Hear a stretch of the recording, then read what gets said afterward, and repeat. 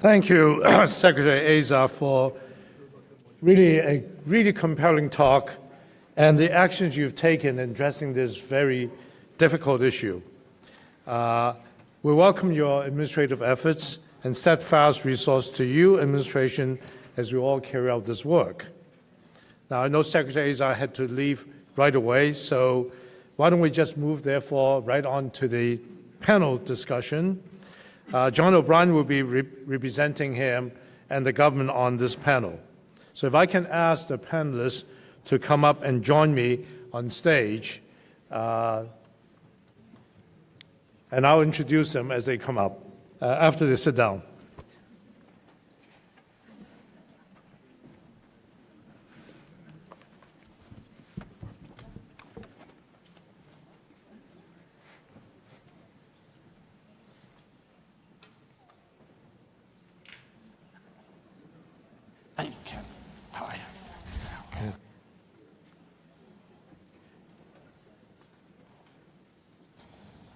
So before I begin, let me say that Senator Cassidy, who really tried to come in just for this event because the Congress is off session, unfortunately caught at the airport. Many of you know throughout the day we have many people who were not able to get into Washington.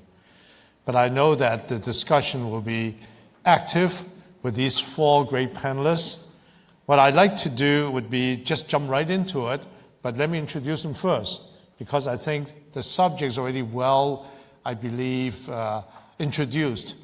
And many of the actions taken by the U.S. government, you already heard in great detail.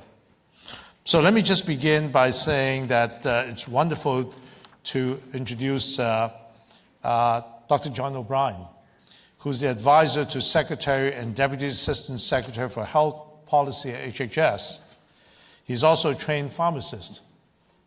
Dr. O'Brien joined HHS from Care First Blue Cross Blue Shield, and as Vice President for Public Policy, he advises leader on federal and state policy, led internal research and external program evaluation, and served as an internal expert on payment policy and delivery system reform.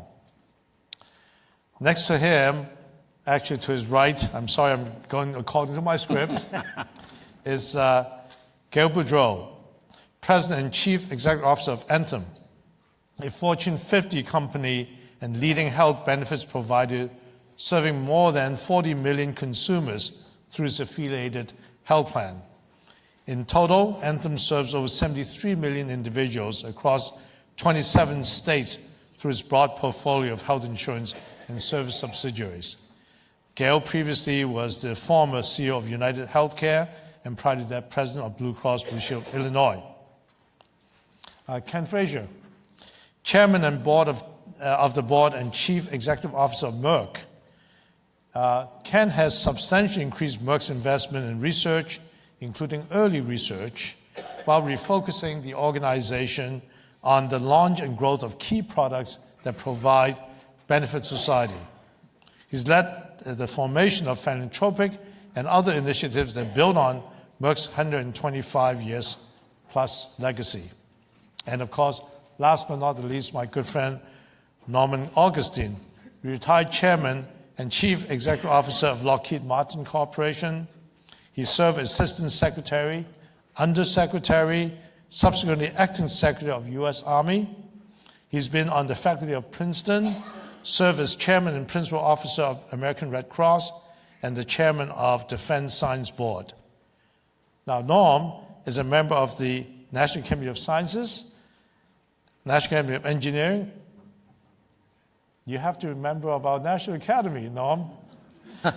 And most recently, as you heard, he chaired the Academy's major consent study, Making Medicines Affordable. So let me just get right into the issue. We heard many, I think, aspects of this whole issue of affordable drugs.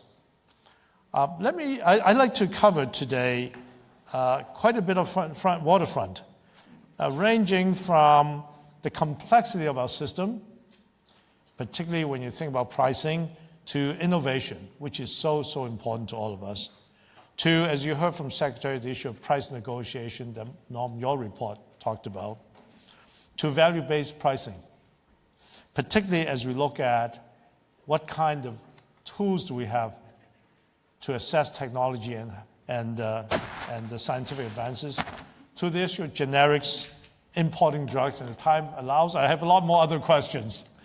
So let me begin by saying, Norman, that report of ours, remember when I came to the study committee, I said, can you explain to me the complexity of the system, right? I mean, to my knowledge, there's the drug manufacturers, there are the wholesalers, there's pharmacies, there's pharmacy benefit managers, health plans, and employers. So that interplay of all these players determine to a large extent what the patients pay and what the price ultimately is. And so with that many complex system, is there a way to streamline this? I'd like to ask you that question first, and then maybe turn to Gail for her to particularly think along insurance plan, PBM, and things like that. Norman? Right. Thank you, Victor. I probably should say there are many of you that are wondering, what is an aerospace engineer doing as chairing the panel on the pricing of pharmaceuticals? And that's what I asked Victor when he first got me into this. And I can think of only two reasons. One reason is that I come from an industry that's highly regulated, has a major customer that's the federal government. The second reason I can think of is this is really a hard problem, and I am a rocket scientist. So,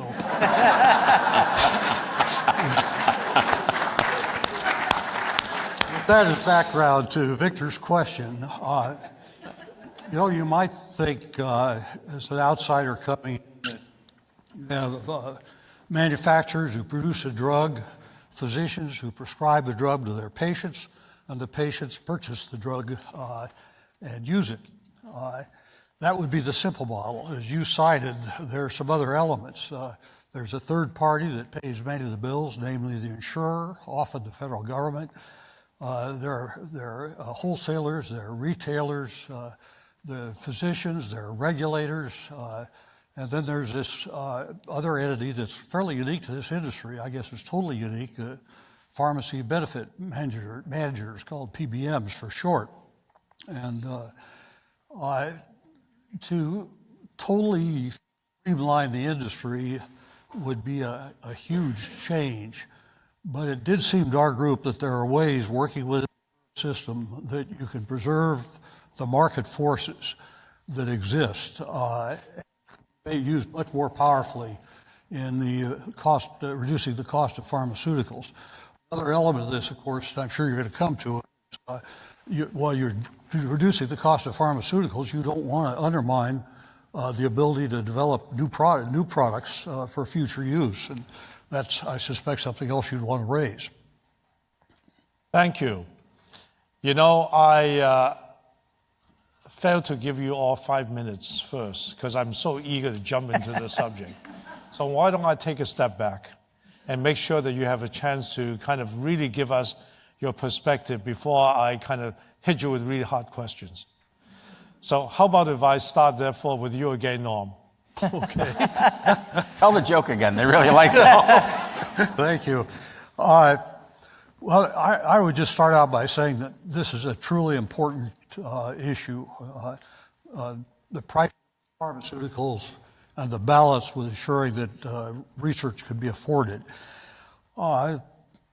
This obviously has an important impact on the quality of life of our citizens. And it's not unlikely that there are people in this room who would not be alive today were it not for the research performed in our pharmaceutical companies, in our universities, and by our government. Last year, at the end of the year, a survey was conducted of the public in which it was asked, what is the most important problem that the Congress should be working on as we approach the end of last year? And the number one item that came up by a considerable margin was to control the costs of pharmaceuticals. That ranked above reducing the deficit, above raising the the minimum wage, above reducing taxes, rebuilding the infrastructure, and so on. That's how important the public views this issue. The average American spends about twice as much on pharmaceuticals as do citizens on average of other developed countries. And as the Secretary referred to, Americans are paying some of the bills for people in other countries. Some would argue that that's fair. We're a wealthy country. That's an issue in itself.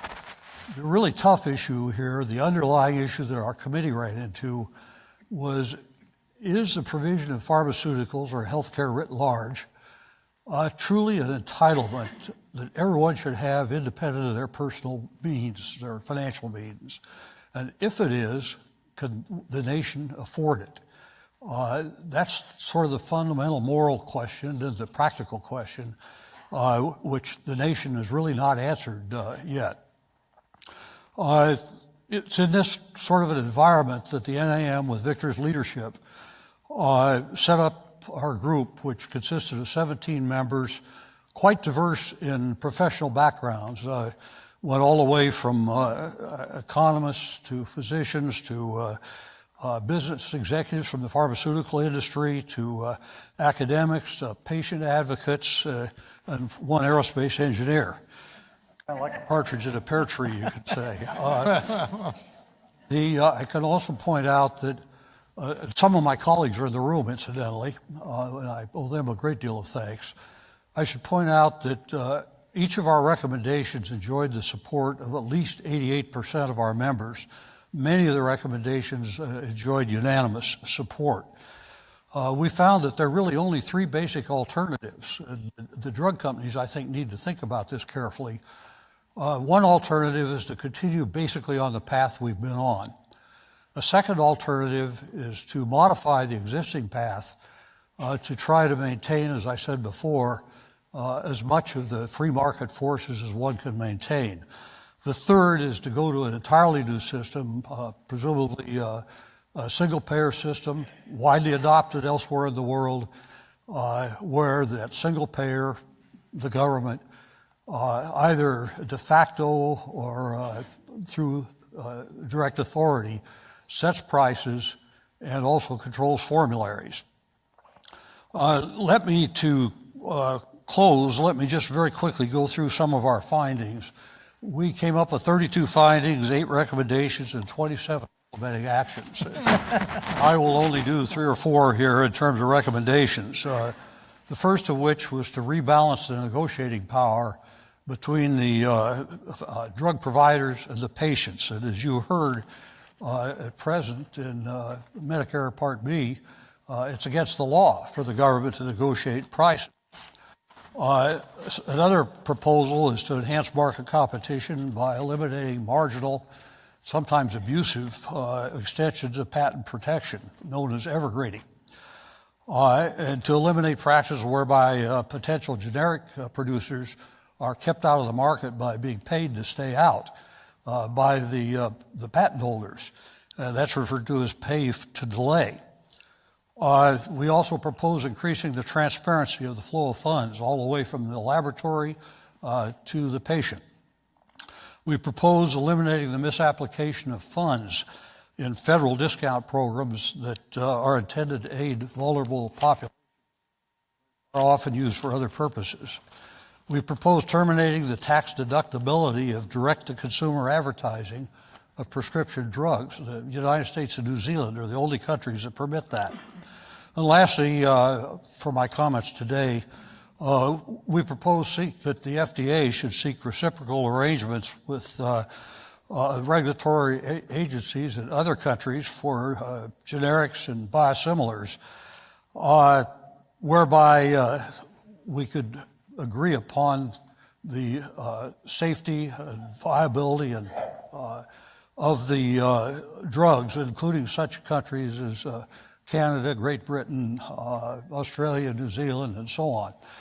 And that's probably a good place to stop, Victor. I think we've probably offered enough to offend most everyone there.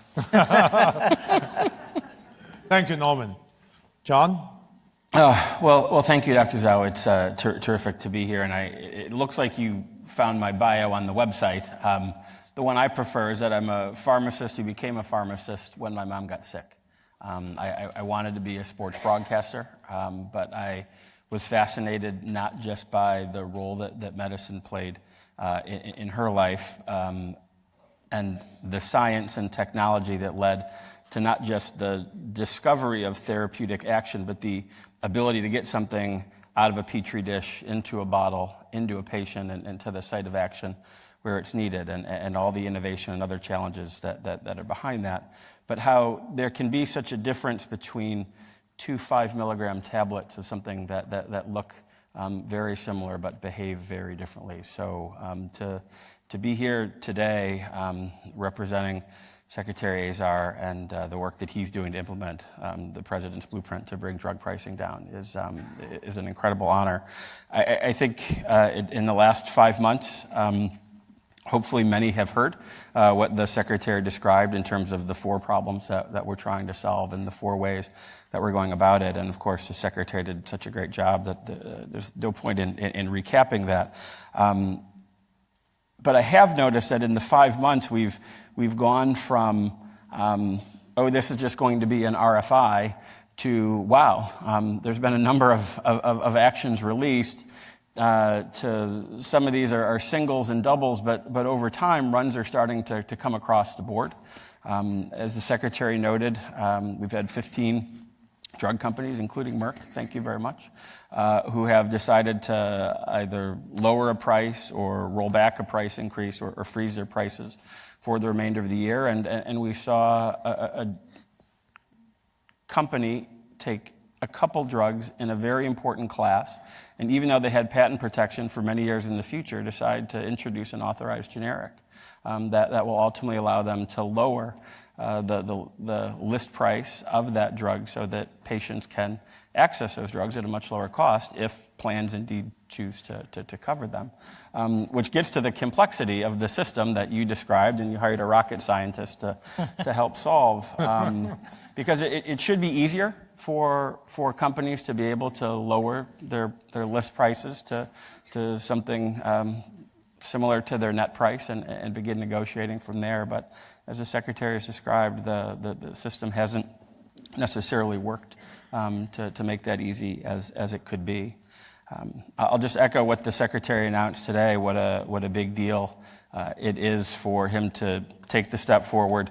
It did post on the Federal Register at 4:15, for those of you who don't have service and are still trying to refresh the website, that we are indeed proposing that drug companies will be required to post the list prices in their televised advertisements, so that in much the same way they have to disclose the major side effects of a drug, but not the effect that buying that drug could have on your wallet. The Secretary believes that we deserve more transparency. And just over the course of the last week, if you see the President signing the action on gag clauses to prevent pharmacists from telling patients how they could save money by not using their insurance, that move towards transparency continues by proposing that these prices be included in their ads. Not everybody understands how important list price is. I think today many patients either pay list price or prices that are calculated on the list price. Secretary described how list price factors in to the co-insurance that's present in every plan, every Part D plan that seniors are enrolled in today. More and more people have high deductible health plans. More and more people have separate drug deductibles within those health plans. So the impact of list price is real, and hopefully this information will create that conversation between patients and providers and others to help determine the value. Because if we're truly going to move to a value-based healthcare system and value equals benefit over cost, we can't get there if we don't know either the benefit nor the cost. I think it's important to note that we're also exploring additional ways to improve drug price transparency and consumer decision-making, all of which were described in the blueprint, and hopefully many of which will be coming soon to a payment rule near you. But again, I just want to thank the Academy for the work that it's doing on this topic. And I was going to hold up your book and wave Please it do. if you could do that for us. Autographed copies. That'll be awesome. But more importantly, for the opportunity to be here today. So thank you very much. Thank you very much indeed.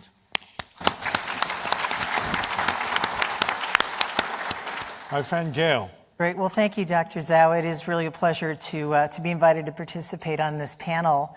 I think the themes that Secretary Azar outlined are really important as we think about transparency, a complicated healthcare system that really does need to be simplified, and affordability at the core, and the role that consumers play. I think those themes are critically important. I mean, we are at a time of incredible clinical innovation and discovery, but affordability overhangs that entire discussion. And affordability, I want to put a little bit of perspective on that because I think talking about just drug affordability, this is I think we need to be thinking more broadly about total healthcare affordability, and drugs certainly are a very important part of that. Just thinking about, at least from our perspective, the industry that I'm in, a family of four today in a average employer health sponsored program spends about $28,000 a year, including their copays. That is a huge amount of money in terms of most people's incomes. Looking at the individual market, where if you're not on a subsidized program or get one of the subsidies, you can pay almost $1,000 a month in just premium, and then also have to add copays and other things for your pharmacy benefits. So those kind of issues, I think, are significant. Drug costs historically have not been in the majority of the conversation around total costs, but now it's over 20% of health insurance premiums, and it's one of the single largest areas that is increasing year over year. So clearly this issue is important, not just for this industry, but for all Americans. And I agree with Secretary Azar, it's something that we have to come together and figure out, working together, how to solve this issue. And I do believe that there are important partnerships that can happen across the industry. We at Anthem have been working on many of those partnerships. We actually began on the policy front working with Eli Lilly several years ago to try to introduce two new policy formats, basically to mitigate some of the issues around legal risk and discussing value-based payments. So how do we move the dial forward on value-based payments? In 2016, the FDA did approve one of those, which allows insurers and manufacturers to talk about drugs prior to them being approved, which was a step in the right direction. We're also, as a result of the blueprint that has been shared, have been talking to over 10 different drug manufacturers about how do we move the ball forward on a couple of areas. One being fixed pricing, which I think at the core of this entire discussion is around lowest net cost of healthcare. And I think we can never forget that in the midst of many of the discussions that we're having. Value-based payments are one opportunity to get there, but ultimately lowering costs for all consumers in terms of these copays and what they pay.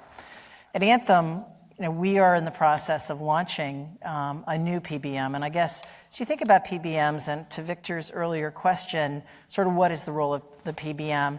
Well, PBMs have had an important role in drug distribution and in working on how plan designs are integrated in moving more consumers toward generics and, quite frankly, bringing the cost down of overall therapeutic categories. But that's not enough in my view. We really need to look at integration. Right now we have a fairly fractured, disintegrated system. And it's not just about outpatient drugs, it's about total cost of care, net cost of total care.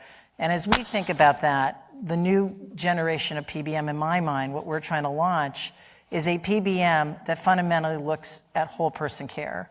And what I mean by that is takes the information from not just medical, not just pharmacy, but behavioral, dental, vision, all of the aspects of a person's interaction in the system, brings that information into the hands of care providers and allows both consumers, patients, and care providers, and those payers, the opportunity to help consumers make the right choices through transparencies. And I think that type of unique clinical model is the next generation and the next opportunity for us. And just one data point, we launched some of this work several years ago, and in 2017, by our ability to integrate both medical and pharmacy. And that isn't necessarily how standalone PBMs think. They often think about, where ultimately, the specific thing around outpatient drug costs can be driven. But if you think about the right intersections, the right points between medical and pharmacy and behavioral health, we were able to demonstrate that we could decrease premium increases or trend to less than 2%, which is traumatic. But that means looking at inpatient costs, outpatient costs, behavioral health, as well as pharmacy in a completely integrated way.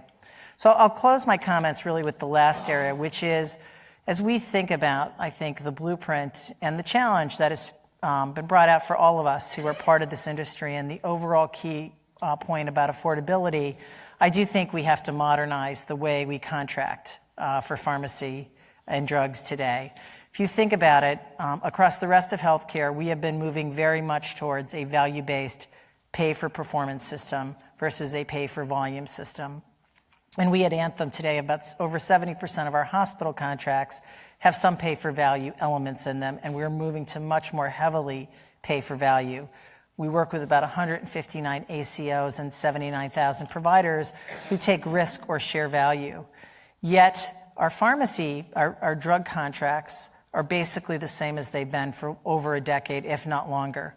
And that has not moved to value-based. It has not changed. And one of the elements of that hasn't changed is that manufacturers, similar to what Secretary Azar shared, can change that pricing at any point in that contract, and often do. And that creates a burden both on how we think about it, because we price 18 months, as does the government, in terms of our contracts with Medicare Advantage and Part D, ahead of those. And so when you change those type of mechanisms inside of a contract without set pricing, that creates increased costs for consumers.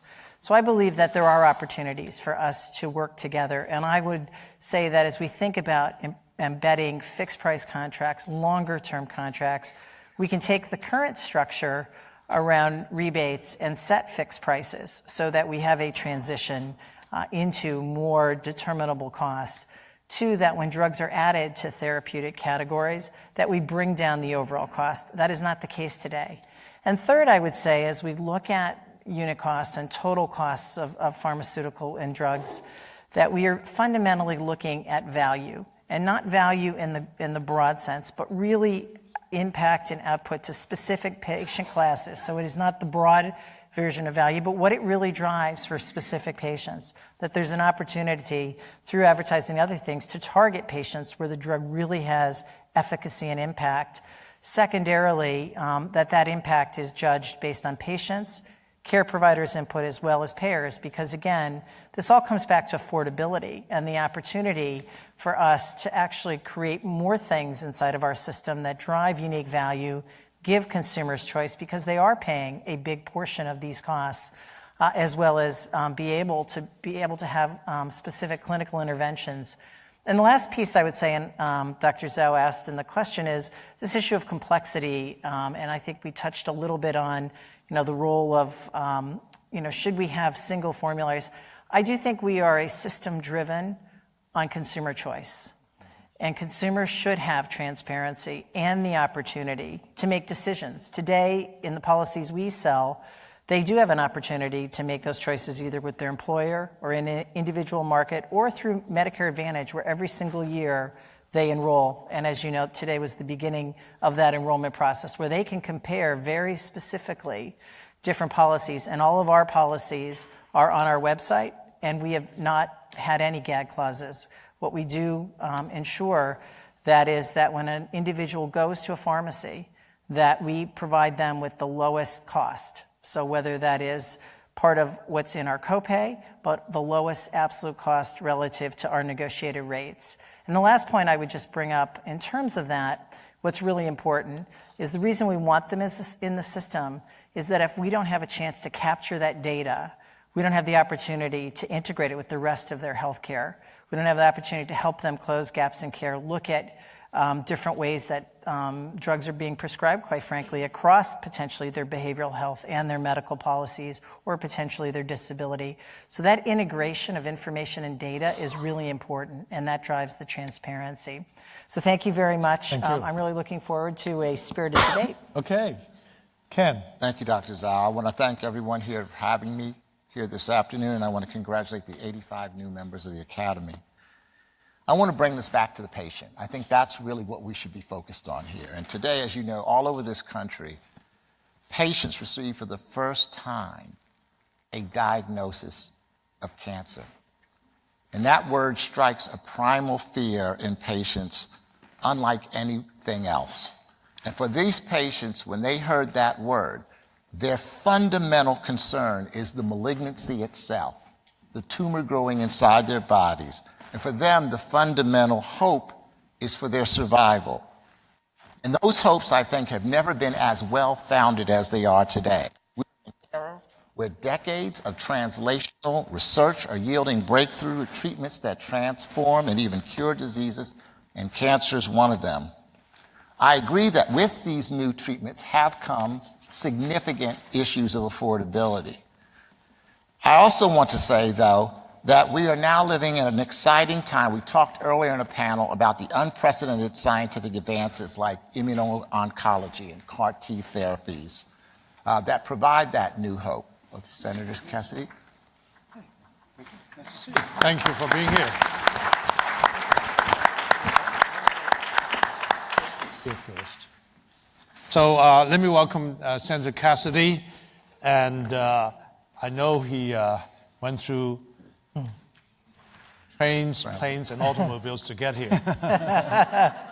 The weather elements were actually quite challenging.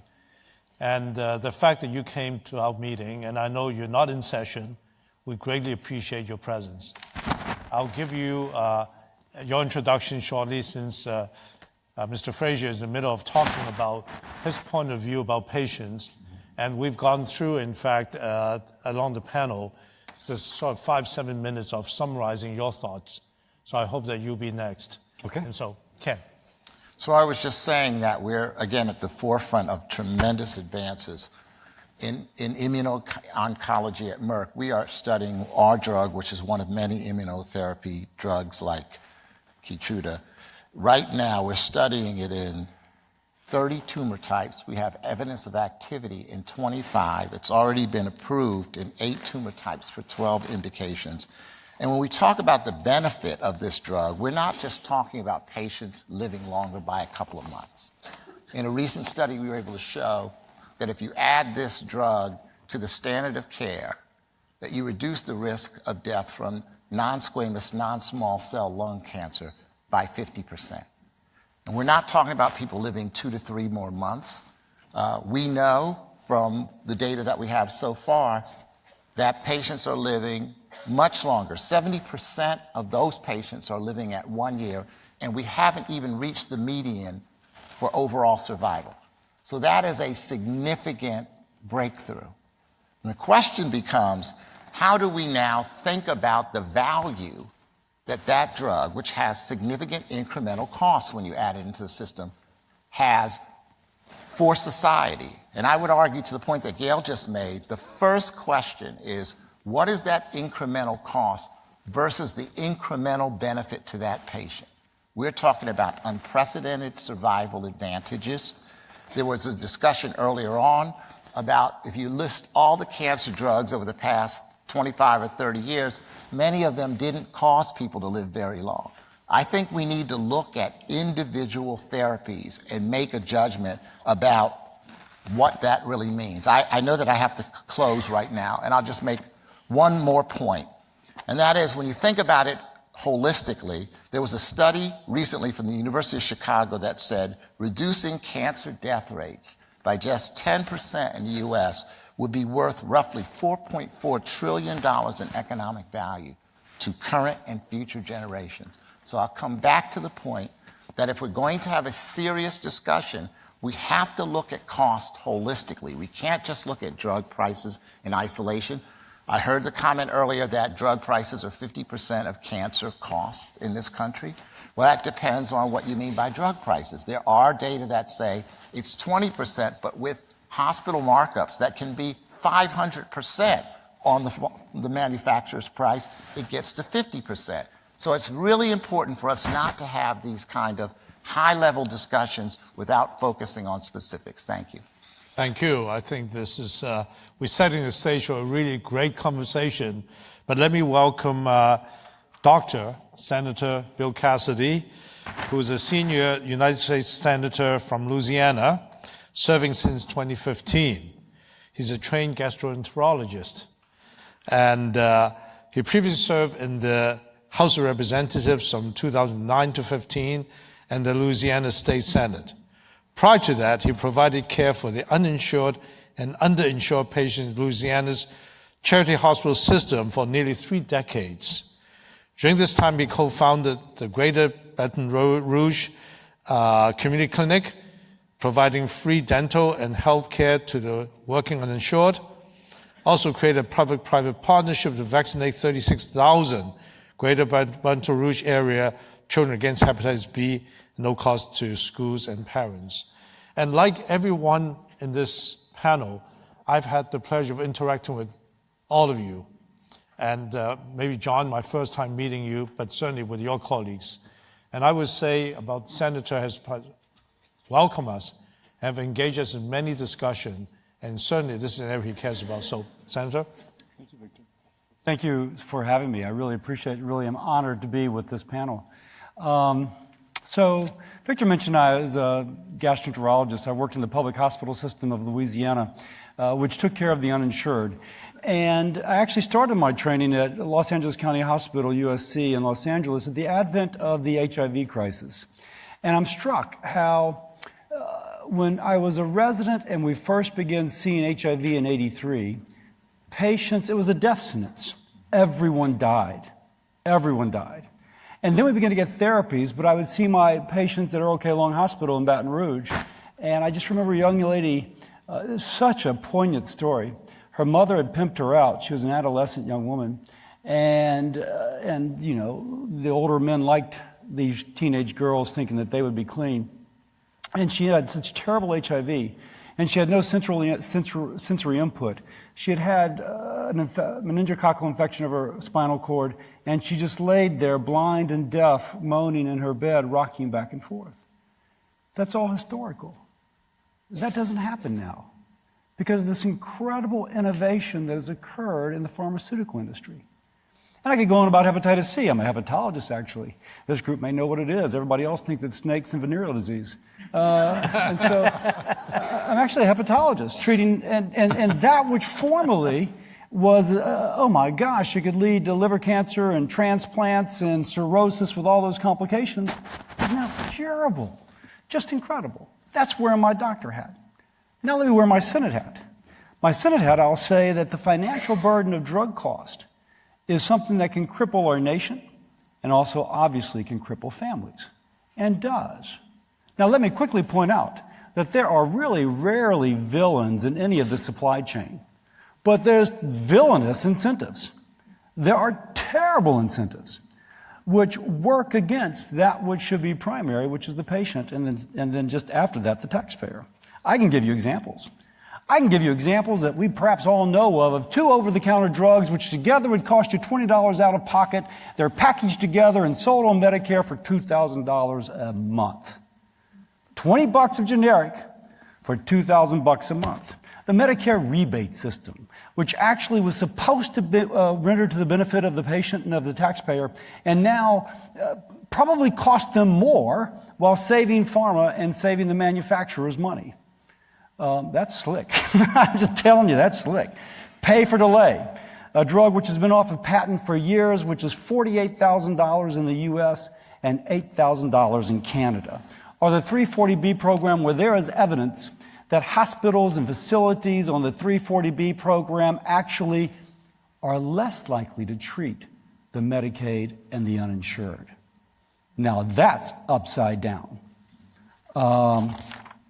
Now there's a tension. Profit-driven innovation, which means that no longer am I scoping somebody at 3 a.m. at a public hospital for the uninsured, banding varices secondary to hepatitis C-induced cirrhosis. Isn't that fantastic? Versus the exploitation of regulations for profit. That is existential for our country and for many families. This is what we must resolve. I personally favor market solutions. Right now, we do not have it. We have entities that are on both sides of the transaction. They know both sides, but the payer does not. Guess who does a heck of a lot better in that transaction? And so I think we need to return to where we do have market-based solutions. My fear is that the hard left will take over, and they'll have less visceral respect for the profit-based innovation that I have so seen, and more disregard for the exploitation of regulations for profits. And that which is, as Ken mentioned, bringing us to the advent of cures of cancer that we just never thought could be cured before. Somehow that will die a borning. Not right away, but it will gradually, before we get that cure for Alzheimer's or the cure for other cancers. So wearing my doctor hat and my Senate hat, I try and put them together and say, the solution would be if we go back to making that patient and that taxpayer primary.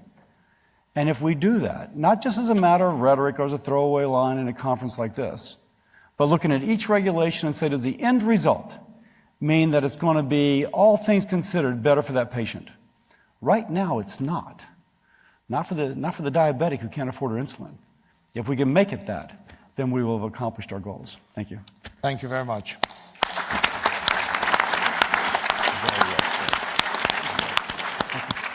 Okay, so perfect. Let's first deal with the blueprint, right?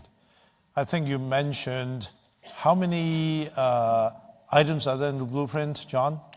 There were 165 questions outlining about 50 plus separate actions. And it was organized in such a way that there were things that the Secretary and the President knew we wanted to do with the stroke of a pen. There were things that we knew we would need to partner with Congress to act on. And there were things that we knew we could do via regulation, but they had the potential to be so disruptive that we wanted to get feedback from the public and get it right. And we received over 3,000 comments, and we appreciate all those who took the time. I think July 11th was the end of the comment period, but not the end of public input. We continue to appreciate those who have come in to share more information with us about what we should be doing differently, and look forward to more to come. So in many ways, Senator Cassidy more or less says, yes, we got to fix it. And we got to look at every single area where do we have misaligned incentive, right? Blueprint's trying to do that in some way. You call these singles and doubles, but not home runs. Right? So how many singles and doubles do we need to really fix the system? And how would you be able to tell me at the end of that great initiative that you have, what is in fact the collective evidence for savings and what percent? Well, I think rather than throw out a very specific target of like, this is the goal that we hope to have by the end of the year, we are measuring the progress that we've made by the actions that we've taken and the response to them. So again, many people said that the blueprint fell short of what the president promised, which was negotiating for drug prices. And the secretary rolled it out in the Rose Garden and said, no, we're actually going to improve the negotiation that we have in Part D, and we're going to begin negotiating where we haven't seen it in Part B.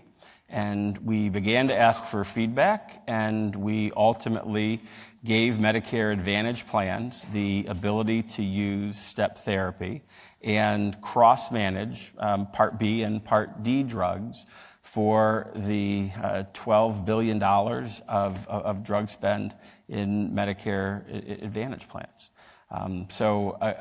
Again, I think as people look at, what are you going to do? Well, here's what we announced that we were going to do. And then today, on the first day of enrollment, we saw Medicare Advantage plans who had to work really quickly.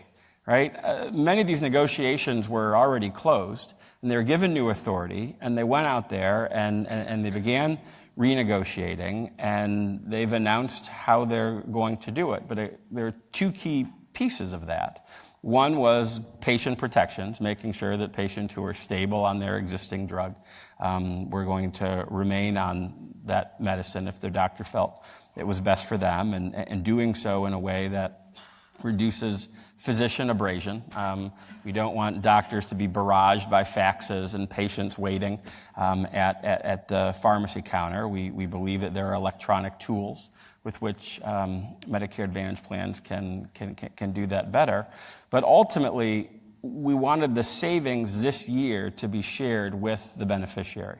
Now, next year, in the next benefit season, going into these negotiations, knowing that they have this authority, there's the ability to save money on those costs and ultimately see lower premium. So perhaps next year we'll be talking about the premium savings that are attributable to improving the ability of Medicare Advantage plans to negotiate. But I think that's just one example of sort of the, we asked some questions, we said we're going to do something, we did it, the private sector responded, and this is the result. Norman, I think in your report, you propose collectively the government sectors together negotiate pricing, right? Can you expand on that a little bit? Well, yes, the proposal we had was that that states would have the option, if they wish to join with the federal government in negotiating prices. And the benefit of this, of course, would be it would give those representing the patient a bit more leverage in the market. This is not an easy thing to do, as we've just heard, but it was our view that until we do get a collective way to negotiate prices, we're likely to continue to face the kind of problems we've been facing. Senator Cassidy, what do you think about that approach? I have a couple concerns about it. First, and that may seem a little paradoxical, I'm always afraid of monopsony pricing, whereby the purchaser is such a major purchaser that the purchaser can dictate the price. Now, again, we have this tension between profit-fueled innovation or profit-taking. Now, it's going to be, we're going to get there. We'll get there. The best way to balance that right now, I don't think we have. But if it's a monopsony-based type pricing mechanism, then I truly think that it's going to be so tempting for someone to say, we can lower costs. We're just going to pay you this. And venture capital flees. And again, it flees before we have a cure for Alzheimer's, as one example. Now, it may seem a little counter-paradoxical. I'm also fearful on the other side of industry capturing the regulators and coming up with this Byzantine type of negotiations, which we have now, in which on the backside, folks end up making far more money than is apparent. And so I'll lay it out like that. I'm not adverse to it, but I do think there has to be safeguards as to how we do it. Gail? Well, I think first there's a couple issues on both. One, I think the flexibility on Medicare Advantage makes a lot of sense. It's an incredibly competitive market. It is a choice market where seniors make a decision with the help of guidance each and every year. So I think the flexibility that the administration has allowed the plans allows us, as I think Secretary Azar talked about, when you have a category of drugs that really do work, we're happy to cover those, but we shouldn't be extending them to categories where there are other alternatives that make more sense for patients. So I think, first and foremost, the private system works very well that way when it's given the flexibility within those right boundaries. The second issue, responding directly to should the government just be the negotiator, fundamentally we believe that the private market can work. Will work, but I think we have to ensure, remember, one of the major opportunities around this is formulary placement. And so pharmaceutical companies negotiate with payers around, which drugs are on and off their formulary. And also, if you really think about consumer choice, if the government is going to negotiate wholly, as many countries do, it's a single formulary without any patient choice. They make the decisions.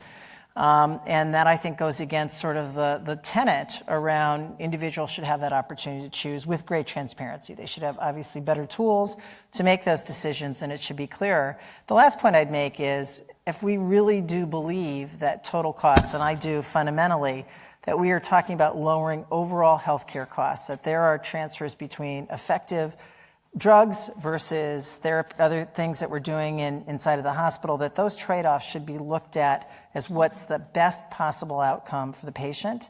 And I think we have to be looking at total costs. And if you have the government negotiating solely for pricing, I think that really stifles payment innovation, because what manufacturer is going to be willing to enter into a value-based payment arrangement or other things when the prices are already set. So I think that there's a number of complexity, as we've talked about in the system, but taking the right steps that we've talked about, which is trying to get to, absolutely, fixed longer-term costs, moving towards value-based payment, transparency for consumers so they see that, starts moving us in the right direction.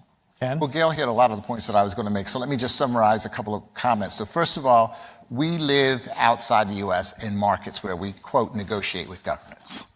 I can tell you that's an overrated experience, that negotiation, because what they do is they dictate the price, and I just came back from Japan where they have a short-term budgetary issue, and guess what? They renegotiate the price. They just come in and say, the price we agreed to? We can't afford it anymore. The challenge that you have in those systems is that essentially the government is deciding at the end what the value of the innovation is. And that has some advantages. The prices are inevitably going to be lower in that situation, but as Gail suggested, there is going to be, in the final analysis, less choice for healthcare providers and their patients in those systems. The problem with our system is it relies on insurance largely, and it provides inequality. There's some people who have good insurance, there's some people who don't have good insurance. There's some people whose drug coverage allows them to pay relatively less out of their pockets, and there are other people who don't have that kind of coverage. Someone said the administrative costs in this system are higher. But I think one of the things we have to be very careful about when we say our system is broken, we have to be careful not to look for simplistic answers. It reminds me of the conversations about our broken educational system in this country, K through 12. We have to engage and think about these thoughtfully. We have to bring lots of people to the table. Senator Cassidy is absolutely right. We want to make sure that patients can have access to these medicines, but make no mistake about it. It is not easy in today's world, when we are going after diseases that have evaded cure, to convince people to provide the patient capital to go after Alzheimer's disease.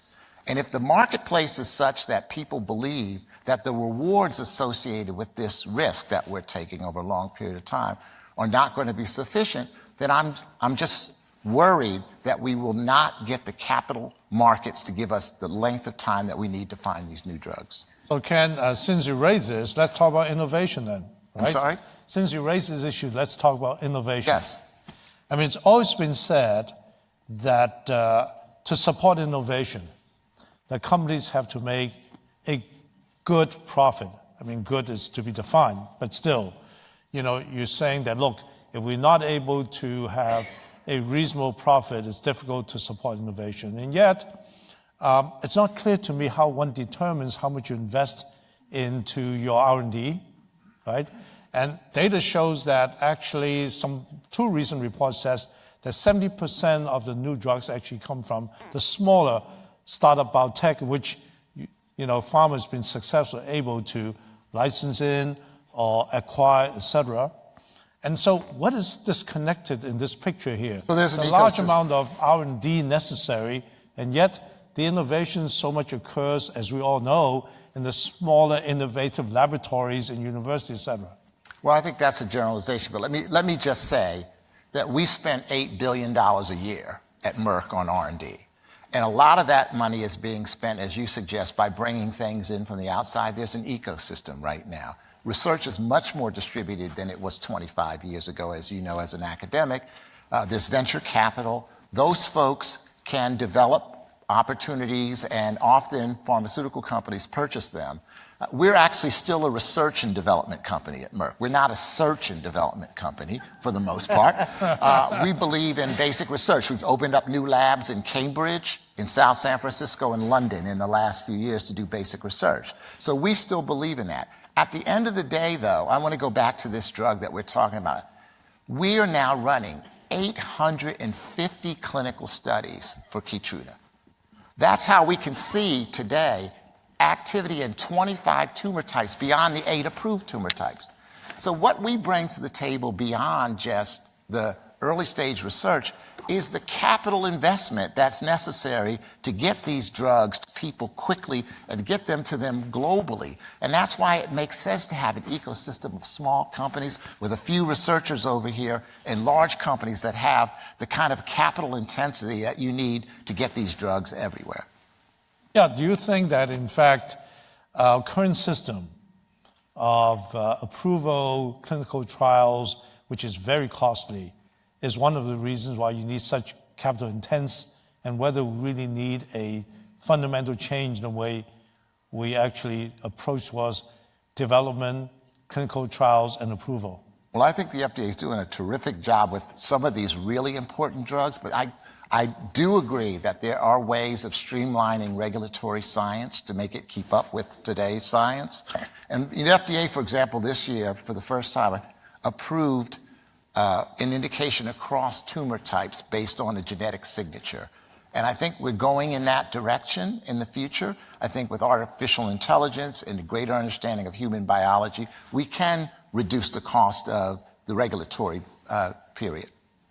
It is fair to say, if you look at the cost of drugs, as Norm said, is extraordinarily high here compared to others. So in many ways, when multinational companies say, look, we need innovation, we need the kind of income that comes with it, I think U.S. is paying for the other countries to a large extent. We pay almost 50% of the cost of research in our country, and the rest of the world splits the other 50%. I mean, can something be done about this? Can I interject? Yeah. But it's also important to note that the initial price of a drug does not necessarily have a relationship to that cost of R&D. And there was an article in the Wall Street Journal from a couple years ago where Pfizer had basically figured out, this is how much oncologists will pay for a medicine and not be sticker shocked. But it was quoted in the paper, in the article. It had no relationship to the R&D. I'll also point out that this drug Gleevec, which has been off patent for years, 48,000 in the U.S., 8,000 in Canada, that's not R&D. That drug has just gone up dramatically since I was prescribing it way back when. And so yes, we need to get profit-driven investment, but some of this is just profit-taking. Norman? Picking up on Senator Cassidy's point, our committee devoted a great deal of time to this question, and although the data are somewhat opaque, it does appear that the pharmaceutical companies devote a greater percent of revenues to research than does most any other industry. And at the same time, there's an impression held by the public that a reduction of $1 in revenues means a reduction of $1 in research, which our committee would argue is not the case. It does not map to one-to-one. And in that regard, as best as we were able to determine that in recent years, I'm going to speak of the average drug company. There are specific examples that are quite different, but on average, drug companies spend more on marketing than they do on R&D. Spend more in the last 2 years on dividends and share repurchases and M&A than on R&D. They're among the most profitable industries, ranked number 1 and number 4 in net profit margin. So there are a lot of choices that a drug company should be able to make once revenues have dropped by $1. It doesn't necessarily mean that R&D drops by $1. It could mean that, but our argument is it doesn't have to. It doesn't. In fact, at Merck, we spend 19% of each dollar on R&D. So we never said it was 100%. And I think at the end of the day, when you talk about profitability, what the market is asking is, what is the risk-adjusted return on invested capital?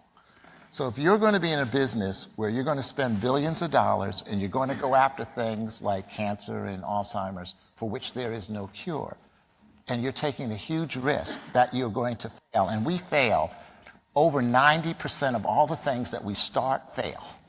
So when you do win, it's a little bit of a jackpot industry.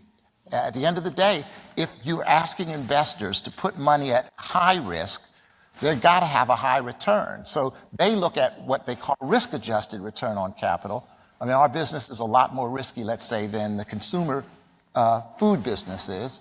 And so at the end of the day, that's sort of what we look at. And I think if you look at PEs of large pharmaceutical companies compared to the S&P, if you look at it, we're actually trading at a decrement to the S&P. And that's a lot of the scientific risk, but increasingly, it's the risk of whether or not there's going to be a market that's going to pay for your return. I think to your point, the public also, I think, does not appreciate that when they buy a pill, that price of the pill is including the price of all the pills. Somebody has to pay for those.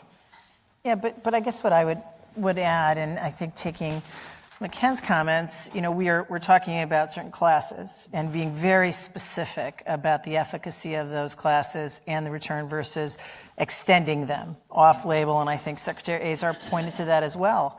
I think we also, that's one subset, but we have significant costs inside of our system around not using generics, around combo therapies, the example Senator gave. We see them every single day where two generics, that are very, very cost-effective on the market are brought together under name bans, and one recently $3,000 for 60 pills. So you start to look at those scenarios and say, I think as we started this conversation, you've got to get into the specifics of what truly adds value to the system, and people have to have the transparency to make that. So we are very comfortable when we see that something has true outcomes and that it goes through the economic filter of best outcome across the system, and not just for pharma, but for everything across what overall total costs are going to be. I think that we have been very willing to pay for that, and you don't see rebates in those kind of drugs. You just don't. That's not in Part D. Less than 10% of those drugs are on rebate. So that I think is, quite frankly, a smokescreen as to the really true net cost issue that we're dealing with. Not that it doesn't come up in conversation. You're talking about the rebates? Rebates back to on Part D drugs. The rebates are less than 10% significant. Yeah, but I'll challenge you on, say, insulin. Insulin, it may be $100 net cost, but a $400 cost. Now, industry's trying to make at least some industry. But I can tell you, my diabetics, there's a guy in Lafayette, Louisiana, that just wears me out because his daughter, the diabetic, is paying so much. So there are some Part D drugs in which rebates are an incredible percent of that list price. And if the patient's in the portion where she is paying 100%, she's getting hosed. Right. I mean, she's getting hosed. And I would say that's where you have to get to absolute net lowest cost. And also place of administration, another issue that it should be irrelevant, right, in terms of total cost. So I would agree with you. I mean, we completely support the issue of get to lowest net cost. I want to ask one last question. I want to have time to open up to the entire audience. I'm sure they have lots of questions to ask. But I don't want to drift too far away from the conversation of innovation, because today we heard about the cancer innovation. And you're right, Ken. I mean, these are miraculous advances, which is amazing. And we did talk about the sustainability of this approach. And, we'd all agree that science innovation is moving at rapid pace. We've never seen as fast as this before, right? So the question is, can market catch up with, in fact, this pace of innovation? Can we, meaning setting price, etc. So this comes back to what's value-based pricing. And the earlier panel talked about, what's cost-effective. Let's look at each one and measure to one another.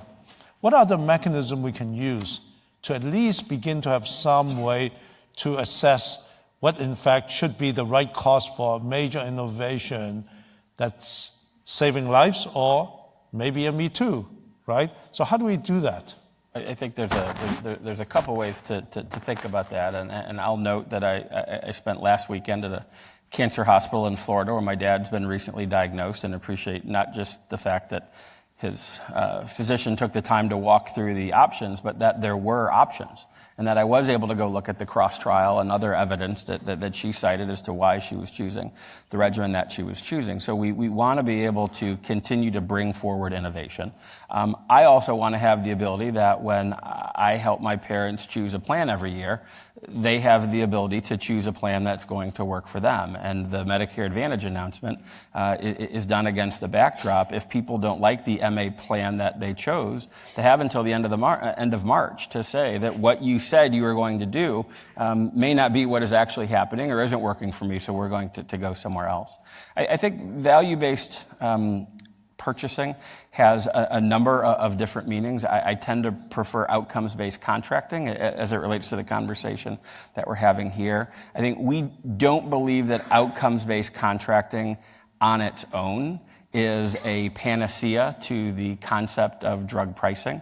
I think we do recognize that some of our rules may be in the way of bona fide contracting negotiations between plans and manufacturers that may want to agree on a bona fide therapeutic outcome and choose to contract based on that, but because of how our rules work, it may affect their other price reporting mechanisms. So we're looking at ways to get the government out of that.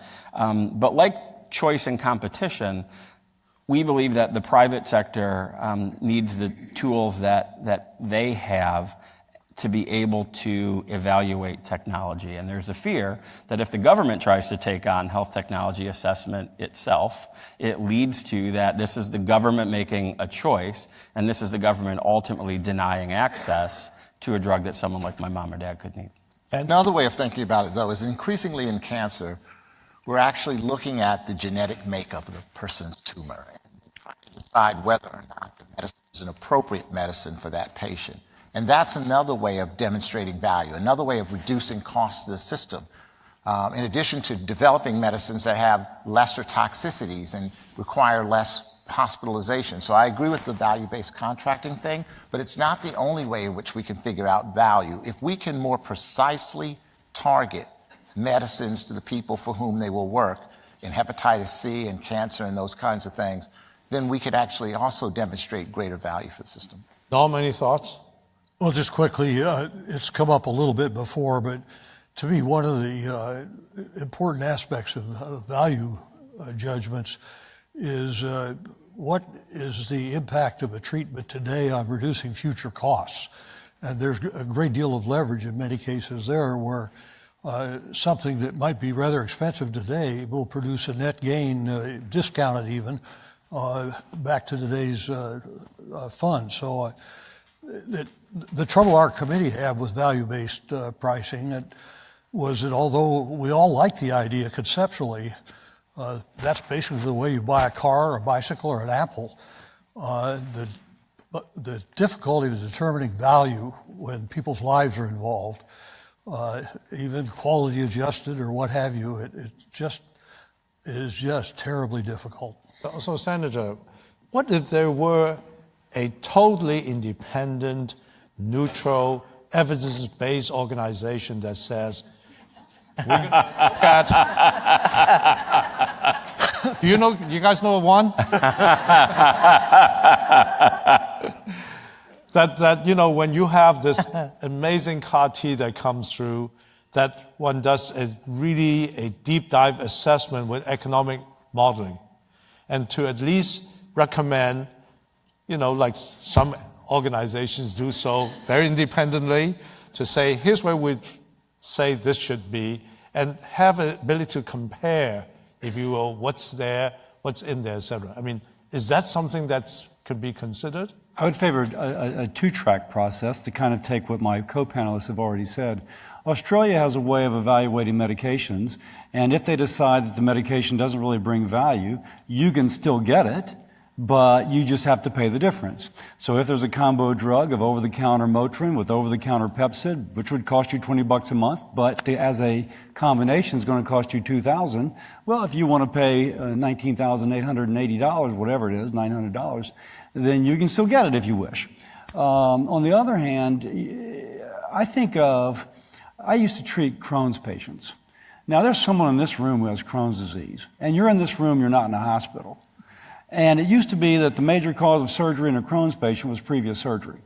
And you would keep snipping away a portion of her bowel, because you could not control the inflammation. And give her high-dose steroids, and it was just a mess. And now they take an infusion once a month, and they're great. They're great. Talk about value, and they would figure that out just like that. Whoa, you don't need National Academy of Medicine to do that, because you have the insurance company saying, wait, one hospitalization pays for a heck of a lot of infusions. We're going the infusion route.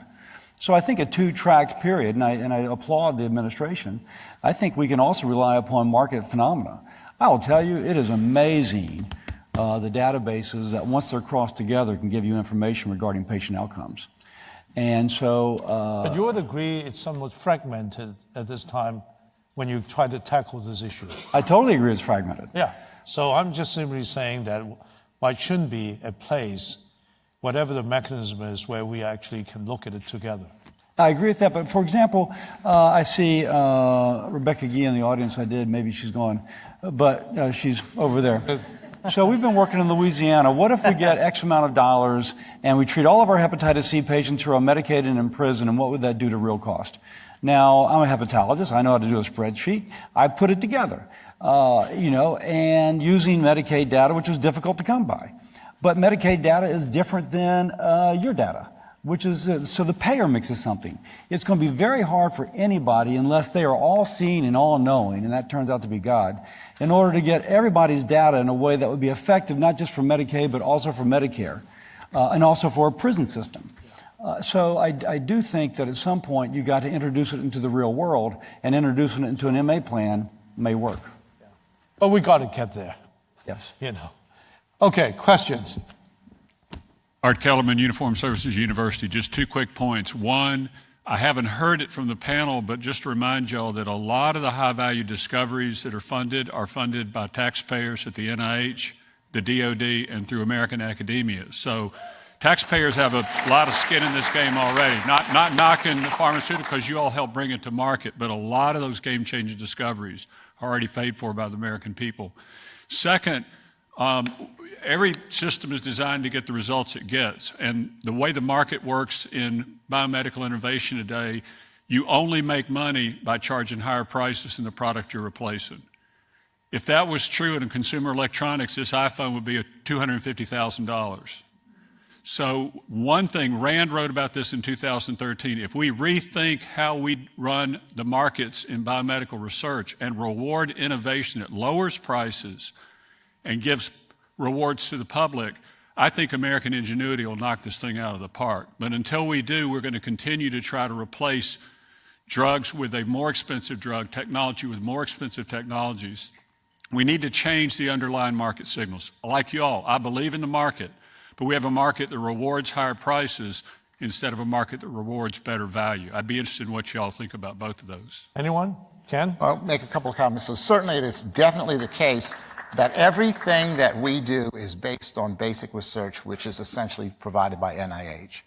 The other side of that is, as I was saying about these immuno-oncology drugs, they come after decades of translational research inside pharmaceutical companies. So no question, without someone understanding, as we just saw, the Honcho just won the Nobel Prize for the discovery of PD-1.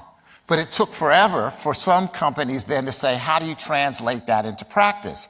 There are thousands of those targets out there. And I mentioned before, we fail 90 to 95% of the time because those targets can't be reduced to practice.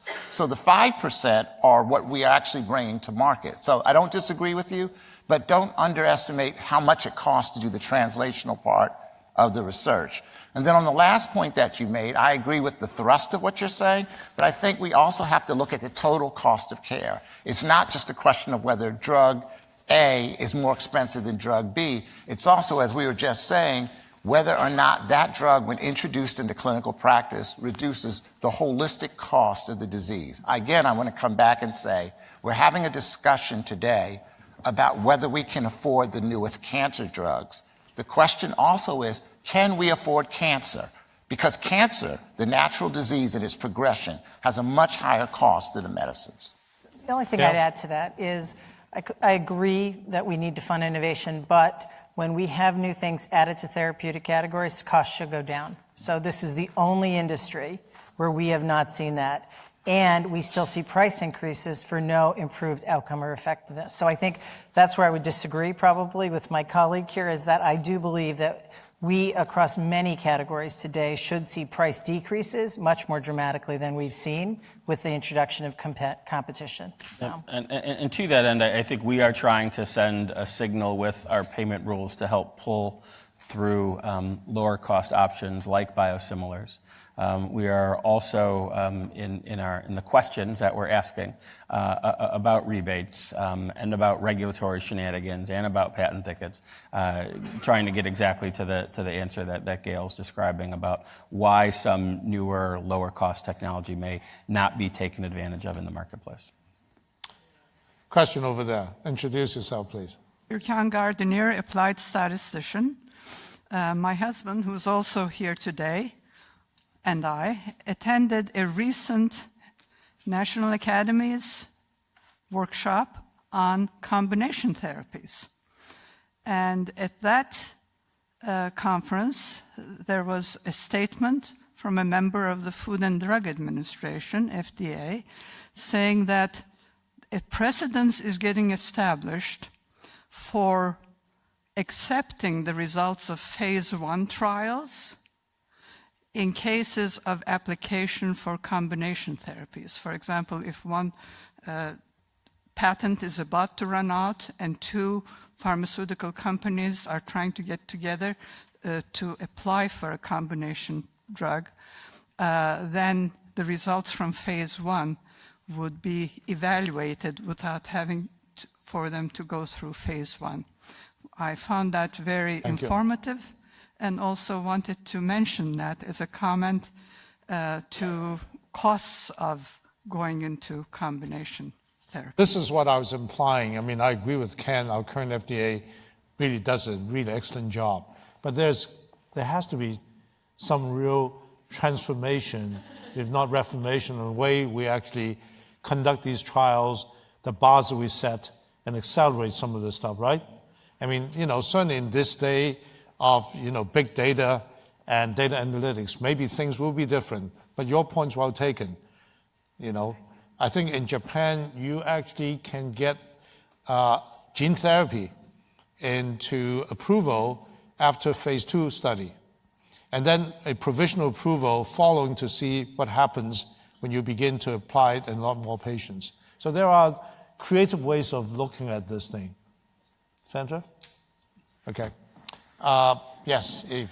Hi, I'm Eve Higginbotham from the University of Pennsylvania, and I'd like to thank the panel for taking on this extraordinarily important topic, given the pressures this has on our patients, as well as those hospitals and facilities that take care of vulnerable populations. And so that's my question. And so it's specifically to Senator Cassidy and Deputy Assistant Secretary O'Brien.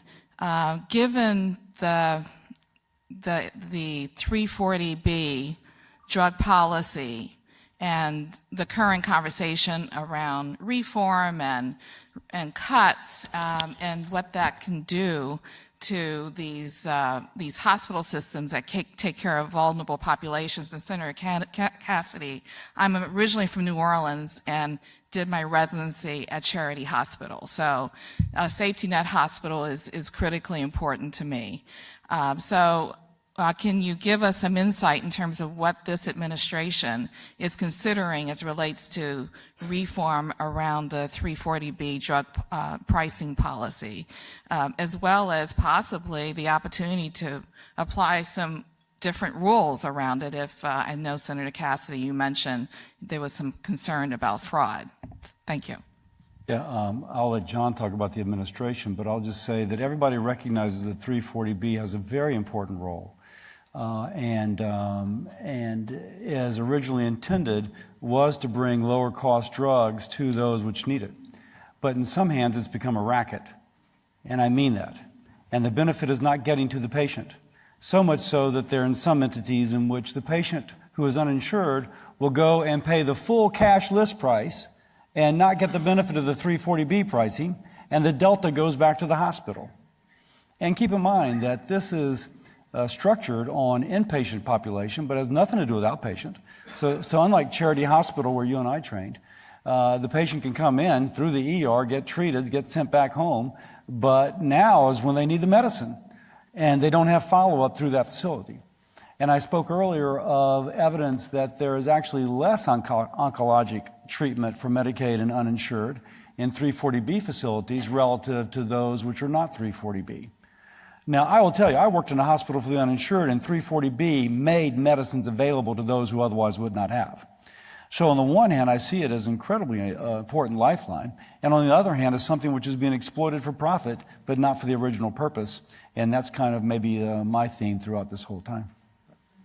Well, I don't know if I'm allowed to say the word racket without going through clearance, but I will certainly echo the senator's statement and recognize that the program has certainly grown by leaps and bounds in recent years, and that we asked some questions about the growth of that program and whether or not it's continuing to function the way it was intended to function when the Veterans Health Care Act was passed, ultimately without a conference report, which makes it difficult to understand everything about intent at that time. But what we've done is we've certainly read all of the research and publications about the growth of this program, the concerns about the relationship to the program and the growth in Medicare spending, and what MedPAC and others have stated about the acquisition cost of 340B drugs and what Medicare is reimbursing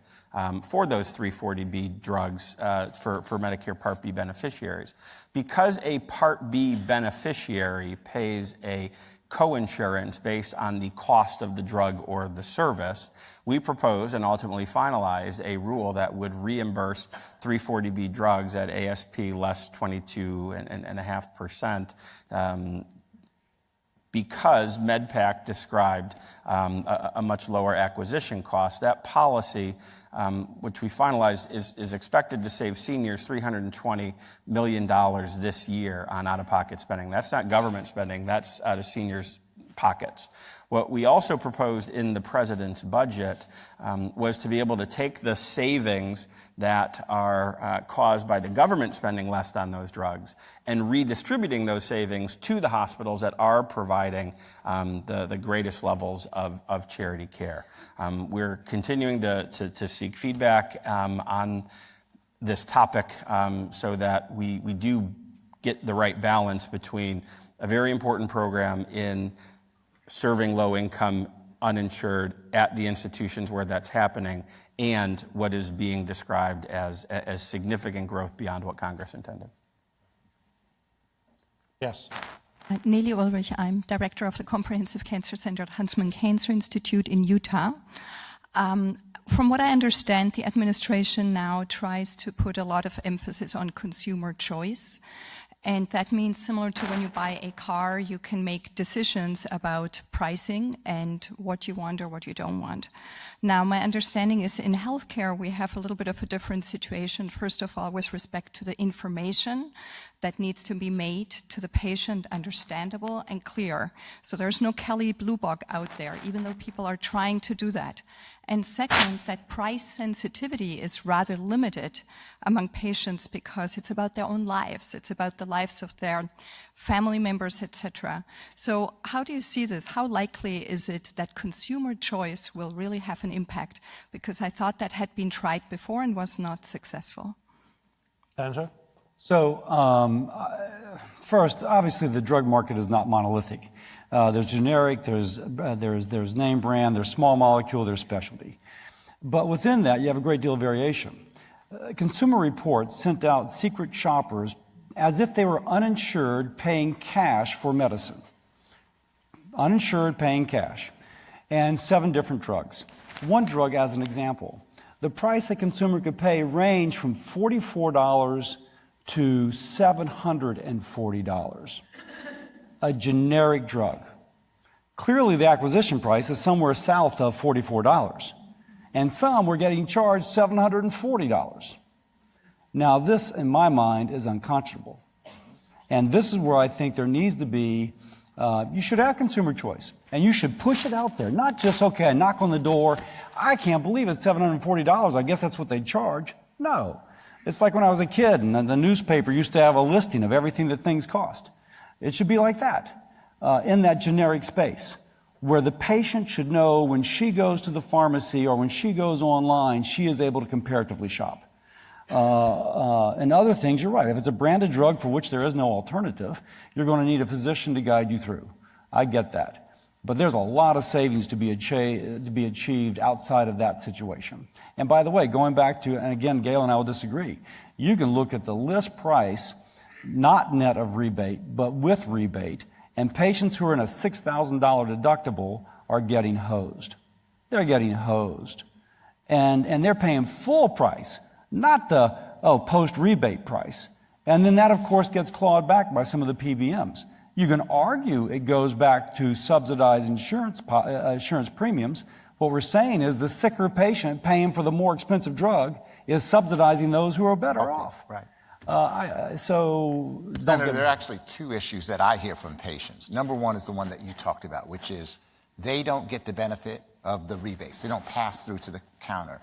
The other one is that often insurance policies require them to pay as a percentage, a higher percentage of the drug cost, which is of the list price, versus a percentage of in-network hospitals or in-network physicians. So often they'll pay 15% of a list price rather than 3% of a net price. Yeah, well, let me correct that, because that actually is in our policies. You can look at all of our policies in Anthem, go through, our employers. We actually take it off of the negotiated price. So that's been a policy from day one. For you guys. Well, I can speak to what we do, but I'm sure there may be other choices, but we've been very clear. Again, because for us, it is about total cost. Yep. And I'd thank Senator Cassidy for his leadership on price transparency. Again, the action that we took today on proposing to require list prices to be included in ads is because most patients pay either on list price or the list price itself. We're also exploring other ways to get good information and better information out to consumers. Secretary strongly believes you ought to know how much a drug's going to cost and how much it costs you long before you get to the pharmacy counter or get a bill in the mail. I think the rebate system is another opaque system that we need to look into. And something that Gail alluded to earlier, site neutrality, is another important part of our transparency effort. Okay. We'll take two more questions. Becca. Secretary of Health for Louisiana. And in charge of the Medicaid program. So first I wanted to thank the National Academy for your report, which I was able to participate on. Senator Cassidy and many members of the Academy who helped us in Louisiana, thank you, with our solution on hepatitis C, which were including Ken and AbbVie and Gilead, who have been very, very resourceful and open to new solutions. So there is hope for states, but two problems, and really, John, this is for you and Senator Cassidy. So one is that the denial of Massachusetts to not have drugs on its formulary that are of low value compared to other drugs had a chilling effect, I think, on other states. So what tools are we going to have if a drug is more expensive than another, it doesn't work as well? What new tools are you thinking about giving states, number one? Number two, is there are lots of market failures.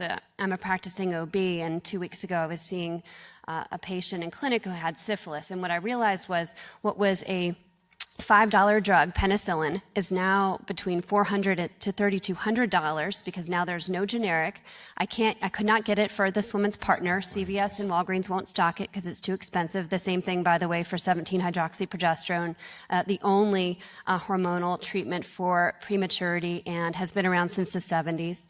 So what do we do about this type of predatory pricing? And then finally, if you could, areas that are just neglected for research because, Ken's company is not going to make money on it. So, for example, contraceptives, maybe the leading issue of our time is population, right?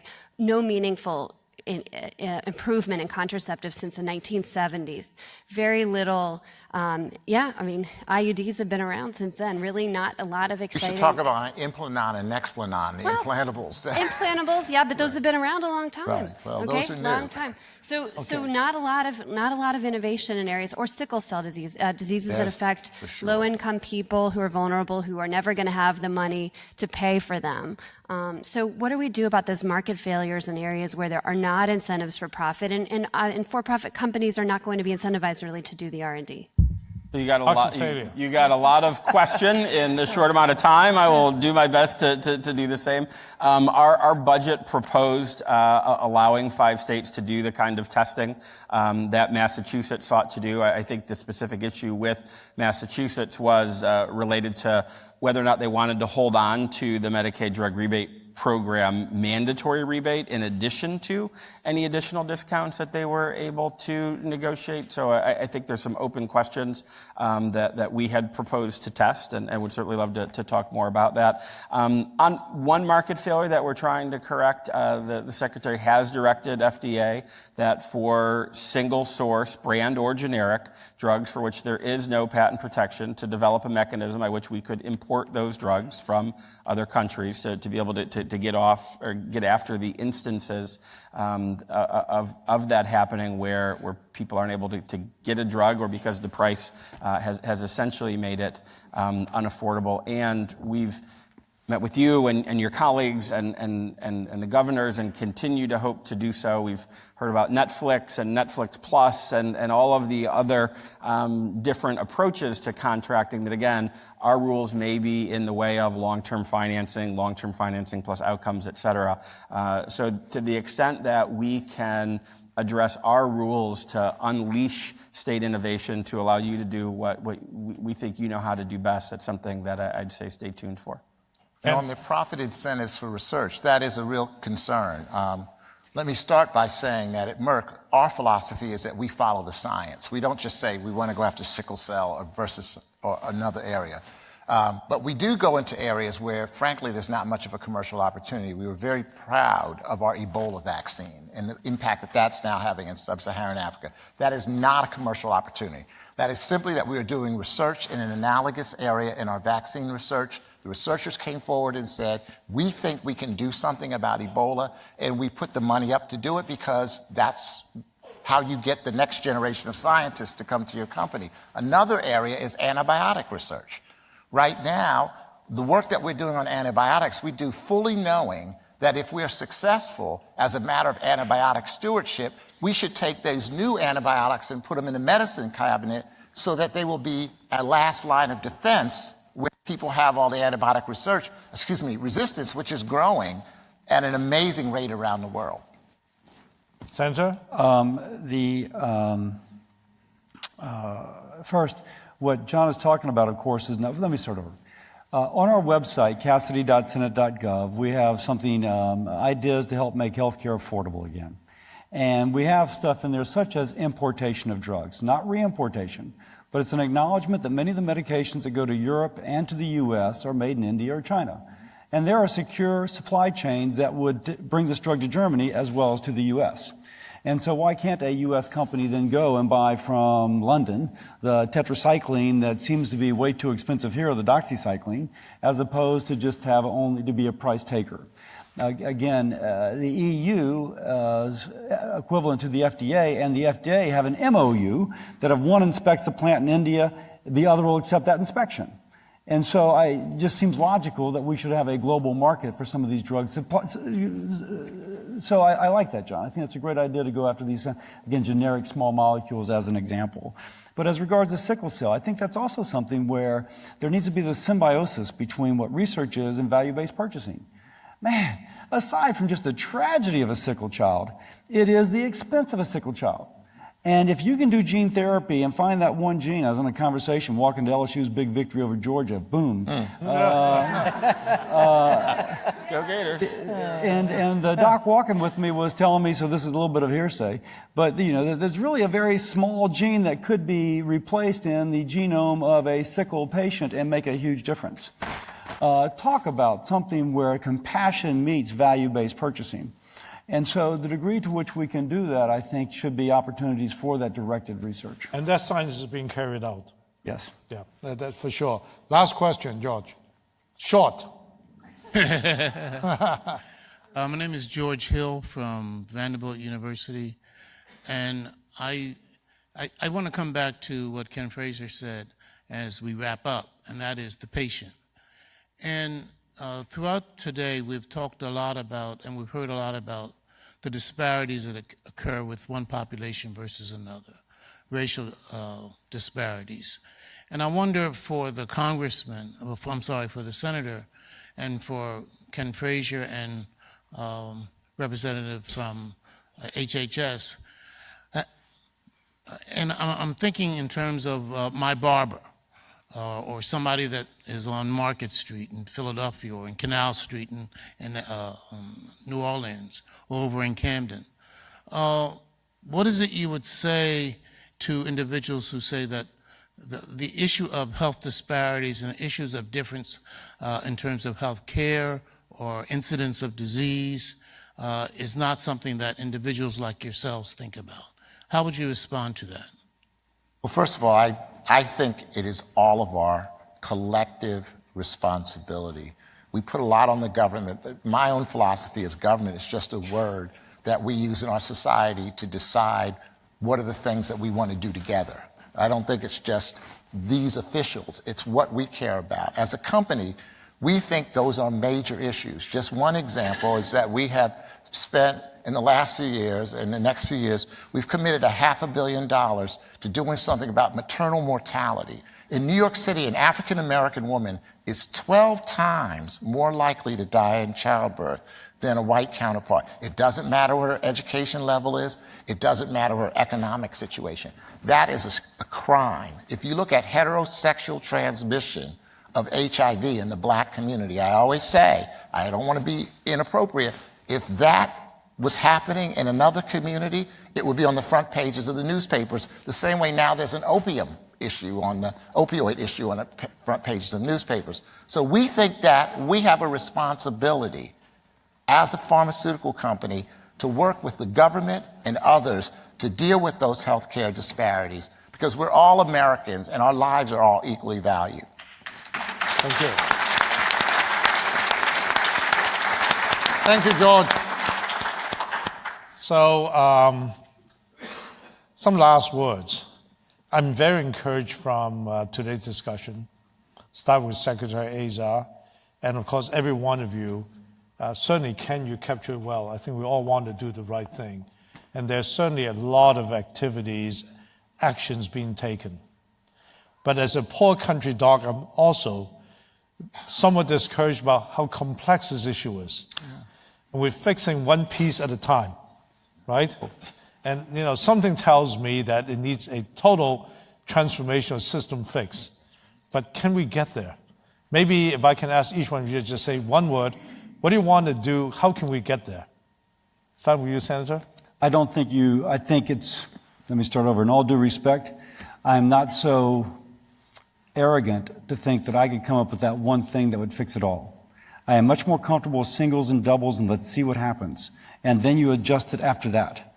And I think that is the better way to get to a system. But your guiding principle should be market forces with transparency, not opaqueness, and making sure that the patient and the taxpayer are cared for, as opposed to being those who are exploited.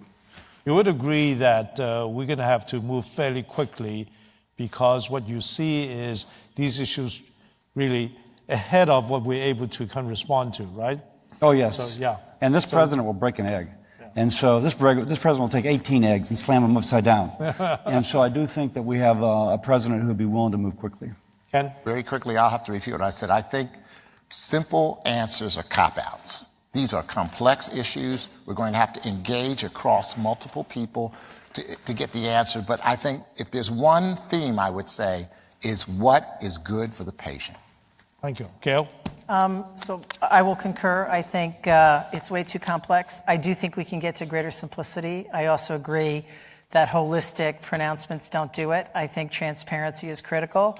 And I think we have to really establish value, because someone ultimately is making choices because of the cost of this system.